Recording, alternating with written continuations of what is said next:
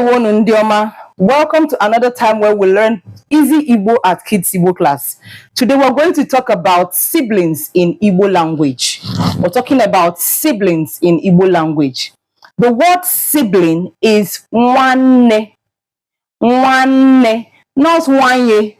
I have a student that used to say wanye sometimes and we laugh about it, but it's nwanne. So if you want to know how to say some words, you have to be sure you know the letters of the alphabet very well.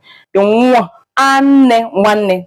Now, brother, we talk about brother by saying that sibling that is male. So your sibling is nwanne, and male or boys are called nwoke. So you have nwanne nwoke. Nwanne nwoke. Now, how do we talk about sister? We talk about sister by saying your sibling that is female or your sibling that is a girl. So that would be nwanne and then nwany, because nwany is a girl or a woman or a female. So that becomes nwanne nwany. Now, if we want to talk about uncle, somebody put a post. I saw a post where somebody was saying, is it true that in Igbo land, we talk about our dad's senior brother as senior brother, my dad? That's how we call our uncle. It's not senior brother, my dad. It is nwanne nwoke nnam or nwanne nwoke nnem. Do you understand? Or nwanne nwoke nke nnem.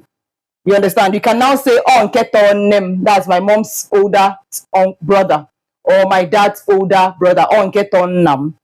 The next one is auntie. We say the sister of my dad, right? That becomes nwanne nwanyi nnam. Or if it's the sister of your mom, it will be nwanne nwanyi nnem or nwanne nnem nke nwanyi. I hope this was very easy to understand. If you want your children to learn Igbo in a fun, interesting manner, then Kids Igbo class is your last bus stop.